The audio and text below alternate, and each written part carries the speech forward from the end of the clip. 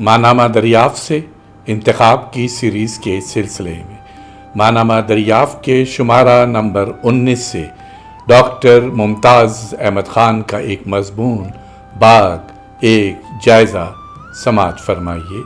آواز و پیشکش ظفر جمیل۔ عبداللہ حسین کے مشہور ناول اداس نسلیں اور باغ میں تقریباً 20 سال کا عرصہ حائل ہے۔ باغ 1982 میں شائع ہوا اور اپنے موضوع، مواد اور ٹریٹمنٹ میں اس نے عبداللہ حسین کے فن کو اعتبار بخشا اور یہ ثابت کیا کہ ان میں وہی قوت اور استقامت موجود ہے جس نے ان سے اداس نسلیں جیسا ناول تخلیق کرایا تھا۔ باغ کے متعلق خود عبداللہ حسین نے تسلیم کیا ہے کہ یہ غیر شعوری طور پر لکھا ہوا ناول ہے۔ اس کے ہیرو کا نام اسد ہے جو باغ ہی کی بدل ہے۔ اسد کی فطرت میں باغ کی سی قوت، بے قراری اور تسلط کا جذبہ ہے۔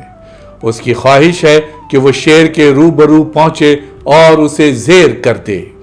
اسے گمشد کی وادی میں اس کی آواز یا دھاڑ سنائی دیتی ہے، لیکن وہ اسے نظر نہیں آتا۔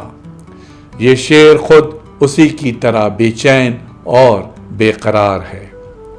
یہ تو دراصل ایک استعاراتی توضیح ہوئی کہ اسد خود بے چین اور بے قرار ہے۔ وہ نڈر اور بے باک ہے اور انسانوں کے جنگل میں اپنی حکمرانی کا سکہ بٹھانا چاہتا ہے۔ وہ چاہتا ہے کہ اس کی شیرنی یاسمین اس کے زیر نگین رہے۔ یاسمین سے اس کی محبت اس امر کا اشارہ ہے کہ وہ زبردست آسودگی حاصل کر کے جب دھاڑے تو جنگل لرز جائے۔ اس کے برعکس اس کی علامتی توضیح یہ ہے کہ اس معاشرے میں اسد جیسے کردار جبر اور غلامی کے مقابلے پر مزاحمت اور آزادی کی علامت ہیں۔ انسانی تاریخ میں بہت تھوڑے ایسے عرصے آئے ہیں جب انسان کو حقیقی آزادی نصیب ہوئی ہو۔ انسان عام طور پر جبر اور اذیت کا شکار رہا ہے۔ کبھی یہ جبر اسٹیبلشمنٹ کی طرف سے ہوتا ہے اور کبھی معاشرے کے قوانین اور اس کی فرسودہ روایات اور تہمات کی دین ہوتا ہے، اور کہیں داخل کا بھی جبر ہوتا ہے۔ نتیجہ یہ ہے کہ اذیت انسان کا مقدر بن جاتی ہے۔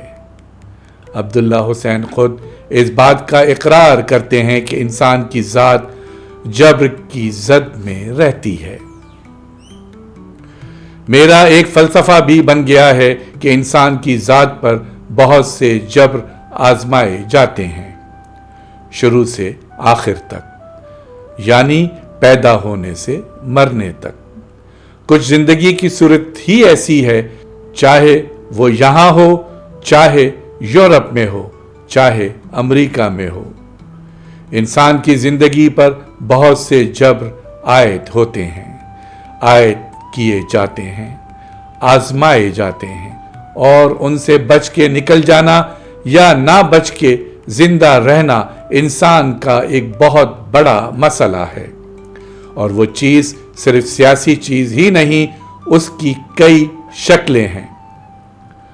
آپ کی زندگی ایک مسلسل کشمکش بن کر رہ جاتی ہے، اور آپ کسی سٹیج پر یہ نہیں کہہ سکتے کہ اب میرے سارے کام ہو گئے، مسئلے حل ہو گئے، اب میں آرام سے بیٹھ سکتا ہوں۔ عبداللہ حسین نے یہ جواب اس سوال کے تحت دیا تھا کہ ان کی تحریروں میں فرد کے حوالے سے اذیت کا تصور پایا جاتا ہے اور وہ مسلسل پابندیوں سے گزرتا رہتا ہے۔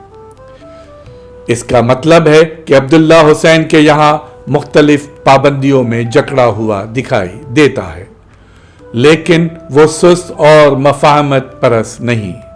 اسے نہیں پتا کہ جس راستے پر وہ چل رہا ہے وہ اسے کامیابی یا ناکامی، مایوسی یا امید کی منزل کی طرف لے جائے گا کہ نہیں۔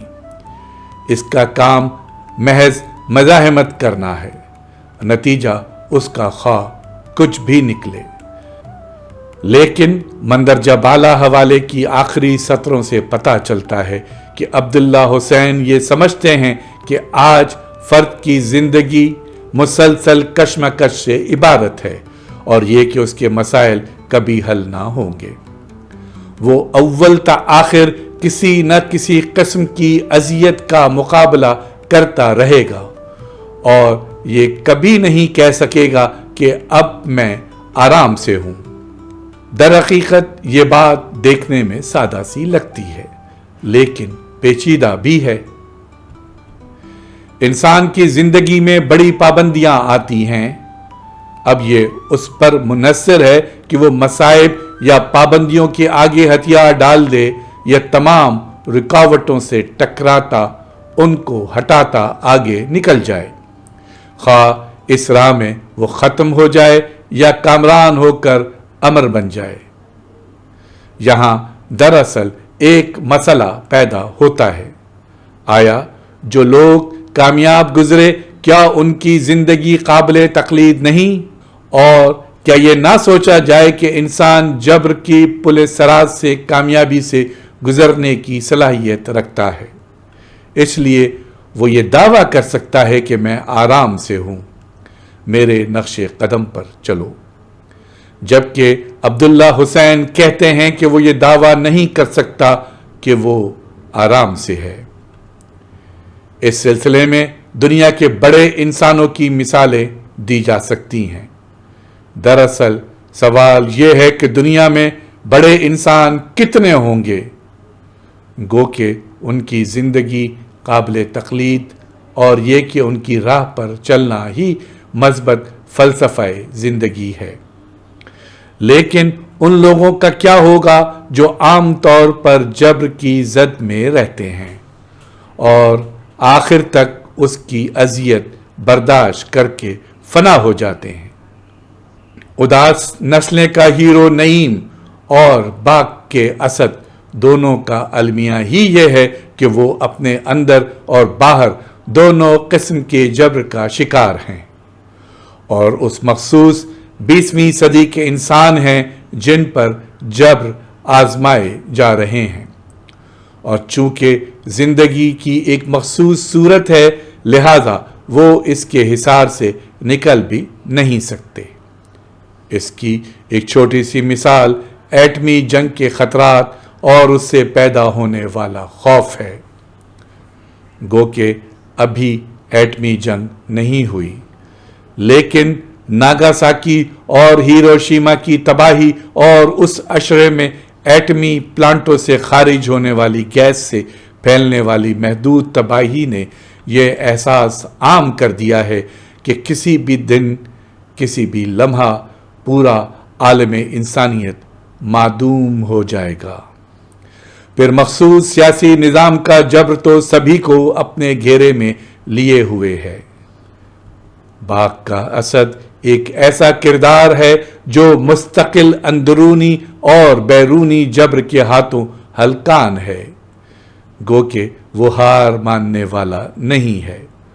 اس کا باپ مر جاتا ہے اس لیے اسے مجبوراً اپنے چچا کے پاس آنا پڑتا ہے۔ وہ دمہ کی بیماری کا شکار ہے اسی لیے اسے گمشد نامی گاؤں آنا پڑتا ہے تاکہ حکیم صاحب سے دوا حاصل کر سکے۔ حکیم کی بیٹی یاسمین جو اس سے 5-6 سال بڑی ہے اس سے قریب آ جاتی ہے۔ اسد حکیم کے دوسرے ملازموں ولی، احمد علی اور میر حسن کی طرح حکیم کی ملازمت اختیار کر لیتا ہے۔ ایک دن حکیم کا قتل ہو جاتا ہے۔ اسد جب اندر جاتا ہے تو وہاں سے اس کا ساتھی میر حسن باہر نکل رہا ہوتا ہے۔ میر حسن 17 سال کا لڑکا ہے اور ٹی بی کا مریض ہے۔ وہ اسد کو دیکھ کر گھبرا جاتا ہے اور فرار ہونے میں عافیت سمجھتا ہے۔ نتیجے کے طور پر پولیس اسی پر شک کرتی ہے۔ یہاں عبداللہ حسین نے پولیس اسٹیشنوں میں ملزمان پر شک کی بنا پر ہونے والے ظلم و اذیت کا جو نقشہ کھینچا ہے وہ ان کے فن اور حقیقت پسندی دونوں کی معراج ہے۔